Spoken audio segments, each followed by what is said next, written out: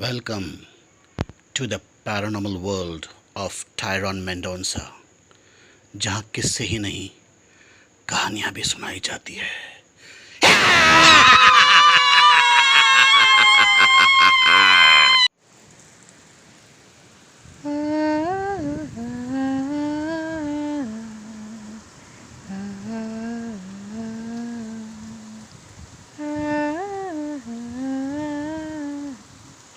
The railway station. ये घटना उस समय की है जब नागपुर शहर नहीं बल्कि एक बहुत बड़ा गांव हुआ करता था। नागपुर रेलवेज़ की स्थापना सन 1867 में हुई थी। ये घटना सन 1881 की है, जब नागपुर को रेल मार्ग से कलकत्ता से जोड़ा गया था। उन दिनों नागपुर रेलवे स्टेशन के बाहर एक टांगा स्टैंड हुआ करता था, जहाँ पर घोड़ा गाड़ी और बैलगाड़ी मुसाफिरों को अपने मुकाम पर पहुँचाया करती थी। बारिश की एक ऐसी ही रात में एक बेचारा बैलगाड़ी वाला, जिसे सुबह से लेकर रात तक एक भी सवारी नहीं मिली थी, स्टेशन के बाहर उस रात की आखिरी ट्रेन के आने का इंतज़ार कर रहा था। आखिरी ट्रेन रात 11:20 को आ जाना चाहिए था, लेकिन अब रात के 12 बज चुके थे और ट्रेन के कोई ठिकाना नहीं था। बैलगाड़ी वाला सोच रहा था कि अगर 10 मिनट में गाड़ी नहीं आई तो वह घर चला जाएगा, लेकिन उस रात ऐसे सोचते ही ट्रेन नागपुर स्टेशन पर आ गई और उससे केवल एक मुसाफिर उतरा, जो कि बहुत बड़ा बक्सा घसीटता हुआ आ रहा था।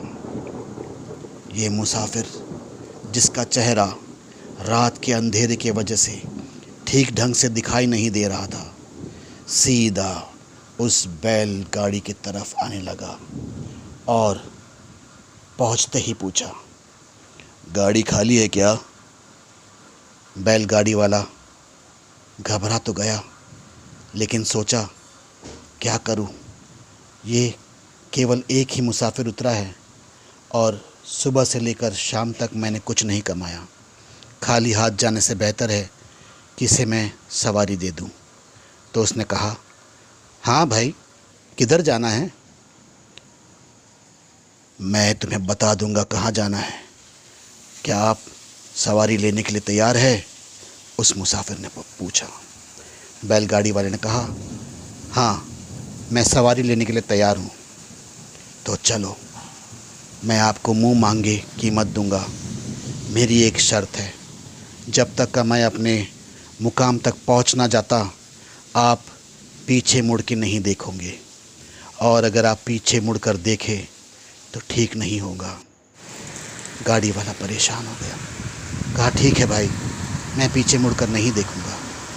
और उस अकेले व्यक्ति ने उस बड़ा सा बक्सा उठाकर बैलगाड़ी पे लाद दिया और बैठ गया। बैलगाड़ी वाला चलने लगा। राह में पूछा, बताइए ना, कहाँ जाना है? तो उस मुसाफिर ने कहा, बोरगांव जानते हो? बैलगाड़ी वाले ने कहा, जी हाँ, चलो बोरगांव की तरफ चलिए। जब मेरा मुकाम आएगा मैं आपको रुका दूंगा, आप केवल चलते रहिए। बैलगाड़ी वाला गाड़ी चलाता गया। रास्ते में दोनों बात करने लगे। पीछे बैठा वाला मुसाफिर काफ़ी दोस्ताना मुसाफिर था और बैलगाड़ी वाले से बात करने लगा। उसके घर के बारे में हालचाल पूछने लगा। बातें करते करते ये बोरगांव तक पहुंच गए और मुसाफिर ने कहा, यहीं पर गाड़ी रोक दो। बैलगाड़ी वाले ने देखा, यहाँ तो एक वीरान सन्नाटा है। जंगल के बीच में एक कलकली बहती हुई नदी, पावली नदी जिसका नाम है। इस नदी किनारे एक बड़ा सा बरगद का पेड़ था और आसपास में कोई मकान भी नहीं दिख रहा था, लेकिन जैसे शर्त थी उसे पीछे मुड़कर नहीं देखना था, तो वो नहीं मुड़ा और ये पीछे वाला मुसाफिर अपना सामान खाली करने लगा। धीरे धीरे बैलगाड़ी हल्का होते हुए महसूस होने लगी। बैलगाड़ी वाले को लगा सामान तो केवल एक ही था, एक बड़ा सा बक्सा। ये धीरे धीरे कितने सामान उतार रहा है? क्या ये कोई डाकू, चोर, उचक्का तो नहीं? क्या मेरी जान खतरे में तो नहीं? ये सोचकर वो परेशान हो गया। लेकिन उसे याद था कि अगर उसे बड़ी बख्शिश चाहिए तो उसे पीछे नहीं मुड़ना है। लेकिन बैलगाड़ी वाले से रहा नहीं गया। धीरे धीरे करके वह पीछे मुड़ा, और जब वो पीछे मुड़ा तो उसने क्या देखा?